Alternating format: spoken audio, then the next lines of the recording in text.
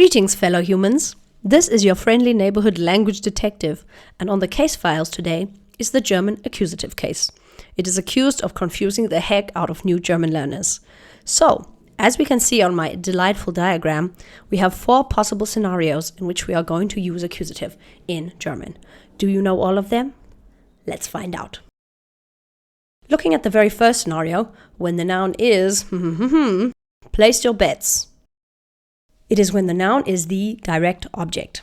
In the word accusative, we have the word accuse, which has to do with pointing at something. So, who or what is being pointed at by the verb?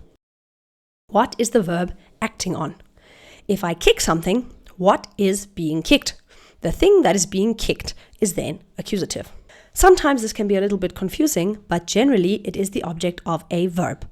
Not all objects of verbs are accusative, however, over 90% of them are indeed accusative. So, if you see a verb and then there's something after it, chances are high that it is an accusative something, as long as it is a noun. One way of looking at it that can help you if you are an English speaker is to think about what this would be if it were a pronoun in English. If it's a pronoun in English, then we can see very clearly that it is an object. So, for example, I becomes me in accusative. You doesn't really help you because it stays the same, but he becomes him, she becomes her, we becomes us, they becomes them. For example, I kicked the cats.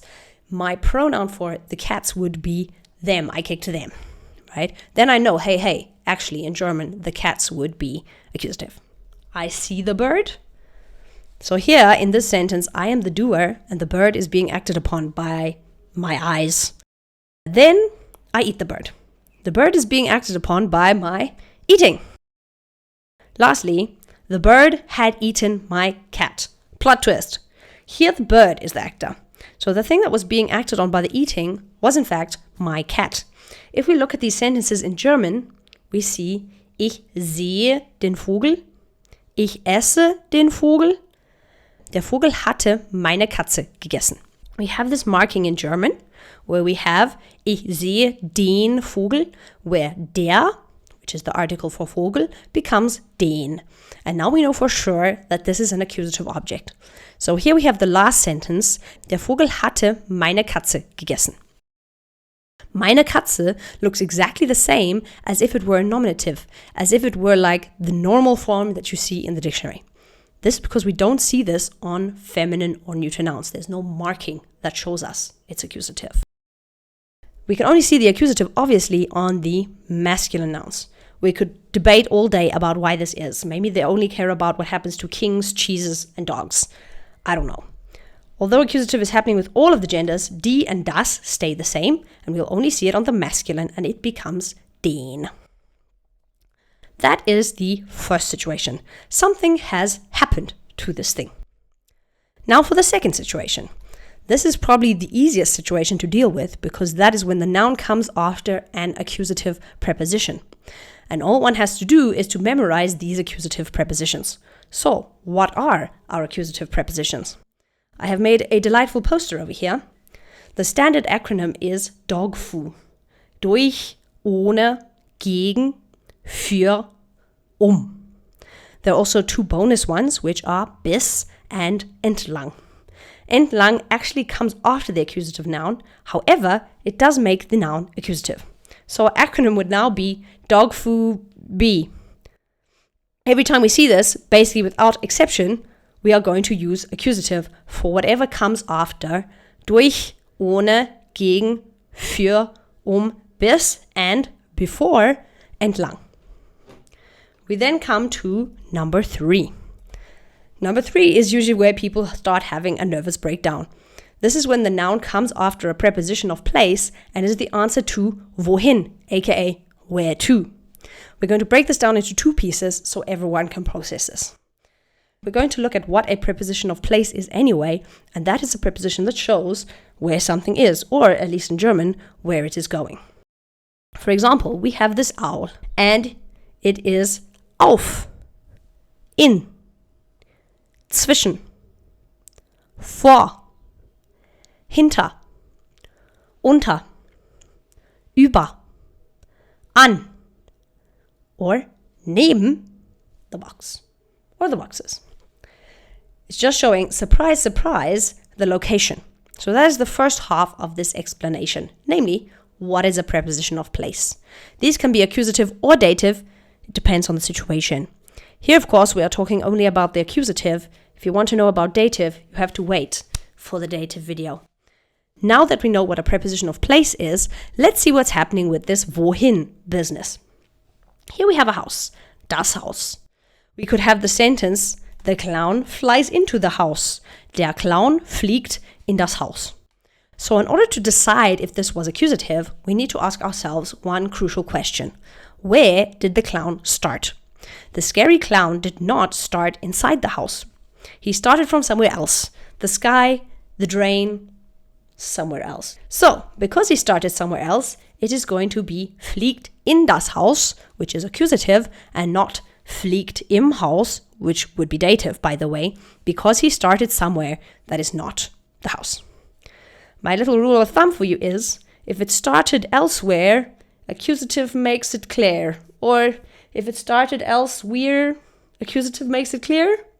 If it started else werewolf, accusative makes it clear wolf. You know what I mean. Therefore, if you have an action and the thing at the beginning of the action was not where it is at the end of the action, the thing will be in the accusative form. Problem solved. If it was at the same place at the beginning and the end, then it was not accusative. Hold tight for the dative video. Now we come to the final situation in which we use accusative. We have gone past the most difficult part. We are nearly there. The last situation that we use accusative in is when talking about time. For example, we have 4 sentences here. Have a look at them and see if you can spot the accusative phrases telling us something about the time. So our 4 sentences are: Wir gehen jeden Tag spazieren. Ich habe letzte Woche meine Schwester gesehen. Nächsten Monat fliege ich nach Deutschland. And lastly, dieses Jahr möchte ich Deutsch lernen. I'll give you a couple of seconds to think about life. See if you can spot the 4 phrases which are giving us a clue about the time and which are in fact all in accusative.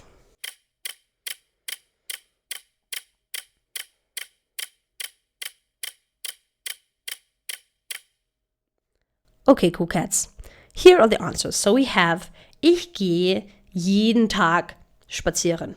Jeden Tag is very obviously accusative because der Tag becomes a variation of den Tag, which is accusative. So our variation is jeden. When we see jeden, meaning every, we know, hey, hey. As soon as der words have en endings, they are now accusative. Then we have, ich habe letzte Woche meine Schwester gesehen. This is not obviously accusative. However, because it's talking about time, when something happened, we can know that letzte Woche is in fact accusative. Here's number 3, nächsten Monat. So again, der Monat becomes den Monat, or in this case, nächsten Monat. And we have lastly, dieses Jahr. Once again, it is accusative, but we can't see that because it's das. Yeah? Now we know all the scenarios where we would use accusative. Yippee! Behold my beauteous table. So we have the nominative, which of course is our dictionary form, and also the form when the thing is the subject of the sentence, the doer. And we have both the definite, so translation of the, and indefinite translation of a or an articles. So here we have masculine, der, ein, feminine, die, eine, neuter, das, ein, and plural, die, keine. Of course, we can have eine, which means one, or a for plural. So we use keine, meaning no. No birds, for example, keine Vögel. That's nominative. Everything's looking chill. Now we're going to look at accusative. For masculine, der, ein becomes den, einen. This is our dead giveaway that accusative is occurring. Feminine remains die, eine. Neuter remains das, ein. And plural remains die, keine. what we can see is accusative can be happening without us knowing about it. And I think that's part of the problem of what makes it difficult, is if it has happened to anything that is not a der noun, we can't see that this thing is accusative. However, trust me, if it is in one of these 4 states, it is accusative. It's just secretly accusative.